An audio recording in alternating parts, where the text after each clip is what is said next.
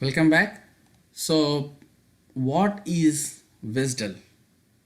Okay, so WSDL is an XML document that describes a web service.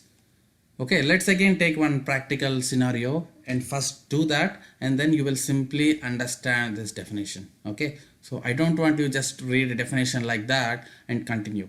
We need to understand practical, right? Let me go back to this notepad again. Okay, so you are working in a company and you are in the role of API tester. So client told us that, hey, you need to use hotels.com APIs to actually display hotels in our website.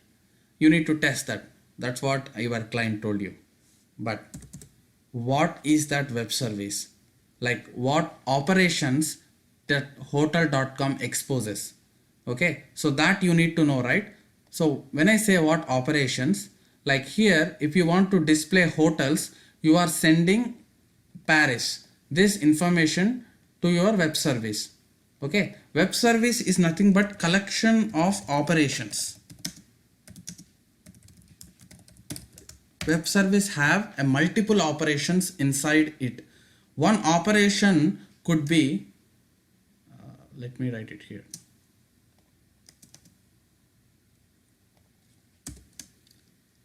Okay, so one operation could be search hotels with destination name.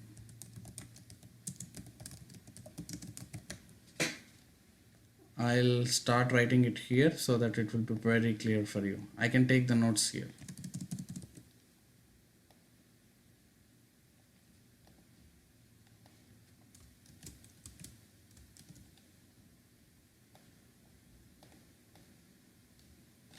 Right. I can put a bullet points. Search hotels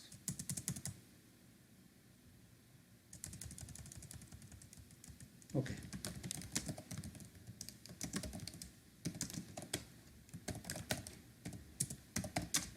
Okay, this could be one operation.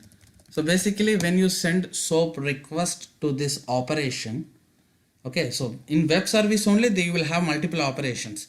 So one functionality which you require is get me the hotel details with destination time. So this operation invokes that particular code in their official website and displays you all the hotels. Okay, there could be another operation which also gives us that search cars, rental cars with destination. Let's say that hotels.com also provide that feature. That could be another operation. So now when your British Airways wants a rental car information, so they will actually hit this particular operation in that web service. Okay, so when I say we will take the help of web service to display, that doesn't mean that we hit this web service directly. First we reach this endpoint and we need to also provide which operation you want to invoke with the SOAP message what you are sending. Okay, so web service will not accept any SOAP messages. It will receive it and it will redirect to one of its operation. Okay, that we have to provide in our SOAP UI message. In our SOAP protocol itself, we have to provide for which operation we are sending our message. Okay, so in that way, when web service reads your SOAP message, it will see that particular operation and redirect you to that specific thing. And another thing could be search destination packages, okay, for tour with the provided details. This could be one operation. So basically service comes under with multiple operations. Now, so when your client say use their web services and test all the web services given by hotels.com, so that's your requirement. Okay, or maybe you are a part of hotels.com IT. Okay, you are a hotels.com IT senior test engineer. You are working as a senior test engineer in this company, and this company manager reaches out to you and said that we were actually having some web services with multiple operations. We are sharing this web service with lot of clients like British Airways, Etihad, Emirates, so many clients. So we need to make sure that we are sending a right web services. So basically you have to test and provide the results to your manager. So what do you ask to your manager? When you simply say, go and test our web service, where will you start? Okay, this is a real challenging question when you sit in your role. Now you have understood something like what is web service, what is SOAP, what is REST. But when someone says you, go and test our web services, if they ask like that in a generic statement, what do you do? So you should ask some details to your client, right? So basically you have to ask what is the contract of the web service. Okay, you have to ask, give me the contract of the web service so that I will go and test it. You have to start like this. So what is the contract of the SOAP web service? Okay, for SOAP web services, the contract we will generally call as a WSDL file.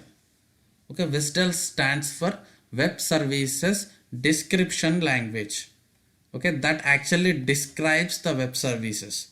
So when client share you the contract of that SOAP, which is nothing but WSDL, from that WSDL we will know what all operations that particular web services is supporting and what are the SOAP standards which it should receive, and all the information, the complete information about that particular web service will be known in WSDL file. Okay, without WSDL file you cannot go and test anything. Okay, so even if you want to test in your SOAP UI tool, it will first ask, give me the WSDL file. Okay, so you have to import this WSDL file in your SOAP UI tool to start testing.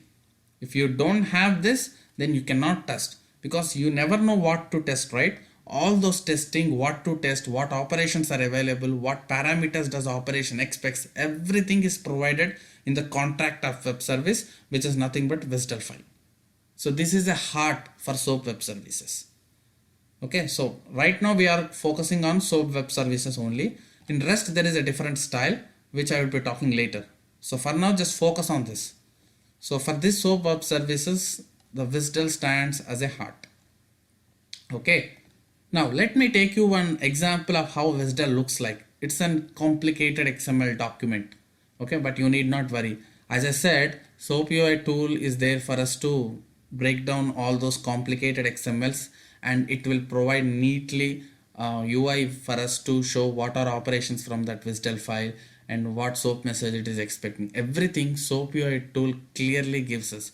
Okay, if you just pass this WSDL contract to SOAP UI, it will take that headache of interpreting that complicated XML, and it will simply provide a neat operations in that tool. Okay, so that's why we depend upon SOAP UI tool.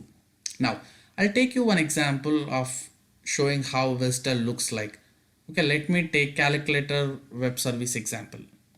Yeah, when you search calculator web service, you have something like dneonline.com.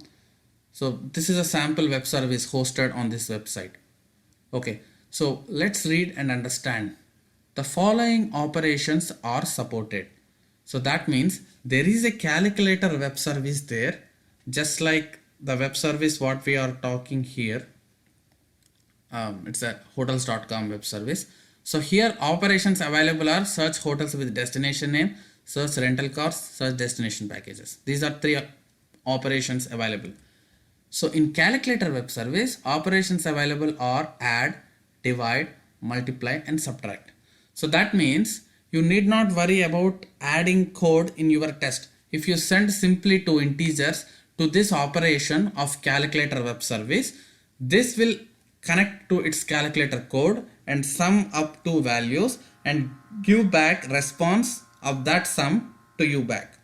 Okay, so if you send 2, 3 from your website to this calculator web service to add operation, 2 plus 3, it calculates 5 is an output. Okay, this operation, this web service will actually talk to its core calculator code and get the value back 5, and it prints 5 back to your website. Okay, so these are operations available just like what we have here. So web services, as I said, have collection of operations. So these guys are clearly noted there. But in real time, when you are working, people or developers may or may not provide this information, but they will give you the contract, which is nothing but WSDL. So for this calculator, where is the contract? Here it is. Please review the service description, which is nothing but WSDL. If you select this, yeah, this is your contract. Okay, just don't get panicked by looking at this. It's very simple. If you just import this complete document in your SOAP UI tool, and then you will see how cool it gives you results back. Okay, which we will be doing in the very next lecture, in coming 1 or 2 lectures, don't worry. Okay, so I will actually minimize things to explain this WSDL file in high level. Okay, there is no point for you to learn depth of each and every line, because that is specific to developers point of view, but still you need to understand some things here. Okay, so if you read this, I have minimized everything here. Binding. Okay, so calculator binding is a term which will actually help you to see how many operations it supports. Okay, when someone gives you WSDL file, and if you don't have SOAP UI tool with you, and if they ask you to identify how many operations this web service provides, you can simply come to the binding and open this. Okay, so this hotels.com guy, if he want to connect to the British Airways, he will simply give this contract to British Airways. That's all. He will not give any code or infrastructure. He will just give this dump XML file contract and say, okay, go and utilize all my operations and get the details from my code without taking headache of integrating. So this complete WSDL developers will take, and then they will use respect to SOAP operations to retrieve results and to publish their website. So that's how developers work. So all we need is a contract of service. Okay, so if I open this, if you minimize, there are 4 operations here: add, subtract, multiply, and divide. Okay, so open one operation. Let me minimize input. Okay, so it's saying SOAP 1-2 operation, and if you open this, it will say add. Operation name is add, right? So it is expecting input and it's expecting output. So when you say operation name is add, then go back to the types here, types attribute, which actually describes the parameters which add operation is expecting. Okay, when there is an operation like this, like search destination packages, so you need to provide some parameters, right, to get the results. So what parameters you need to pass? Like 3-day package, 5 days package, 10 days package. So based upon your inputs, it can talk it to their official code and give you the results. That input, what you need to send, how will you know? Okay, if British Airways, if hotels.com guys simply provides these operations, how will you know what inputs you have to pass to these operations and get response? That information will be in this WSDL file only. So if you see operation name add in this binding, come back to types. Okay, minimize this. If you minimize, it will be easy to understand. If not, so many things will make you look complicated.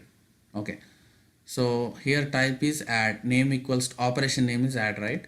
For operation name add, if you open this, it is expecting 2 integers, integer A, integer B. So that means 2 values need to be passed for add operation. That's true, right? If you want to add, you have to pass 2 values, 2, 3, then it will give you 5. So that's what it is saying. So even in hotels.com, you will get binding like this. Okay, so when you see the operation name, go back and check out the types attribute.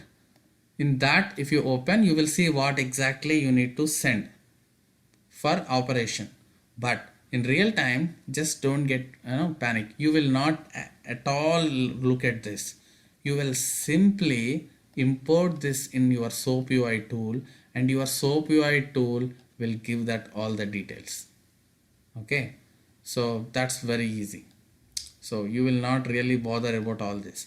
You will just import, and SOAP UI tool clearly says, hey, you need 2 integers, please pass, and you will simply pass. That's all. And SOAP message also will be constructed automatically from this WSDL. Okay, so this WSDL also tell you that how SOAP message should be created. Okay, that headache also SOAP UI tool is taking care. It will create a standard SOAP message for you, and if you simply pass the inputs, that's all. Okay, for knowledge purpose, I am telling you how to deal with all this. All right. Yeah, so let's continue in our next lecture on discussing these things. Thank you.